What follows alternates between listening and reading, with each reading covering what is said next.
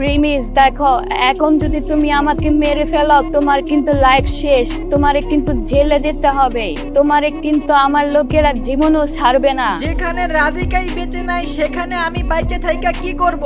রাধিকা তো তোমার কোনো ক্ষতি করে নাই, তাহলে রাধিকার কেন মারলা? আজকে আমি তোরে মাইরা রাধিকার মৃত্যুর প্রতিশোধ নিব।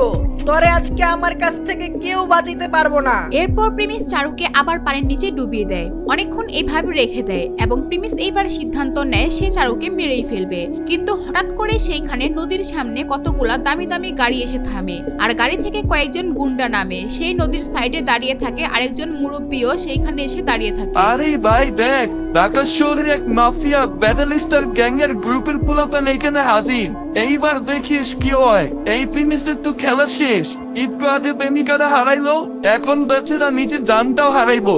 সেই ব্যাটেল স্টার গ্যাং এর দুইজন লোক গিয়ে প্রিমিসকে বাড়ি দিয়ে সেই পানিতে ফেলে দেয়। আর ঠিক তখন চারু হাঁপ ছেড়ে বাঁচে আর সে দৌড় দিয়ে সেই মুরব্বীর সামনে গিয়ে দাঁড়ায় আর বলে, আঙ্কেল আপনি আজকে না আসলে আমাকে ফকিরের বাচ্চা মেরেই ফেলতো।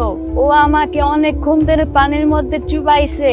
আঙ্কেল আজকে ওরে ছাড়বেন না, একদম জানে মেরে ফেলবেন। ব্যাটেল স্টার গ্রুপের বড় মাস্তান মতিন চাকলা। এই গ্রুপ ঢাকা শহরে বড় বড় মার্ডার করে থাকে। প্রিমিসদের কলেজেও এই গ্রুপের একটি টিম আছে। ব্যাটেল স্টার গ্যাং এর মতিন চাকলা চারুর দূর সম্পর্কের আঙ্কেল হয়, তাই চারুর এত পাওয়ার কলেজে। প্রিমিসের বাচ্চার তোর আজকে খবর আছে?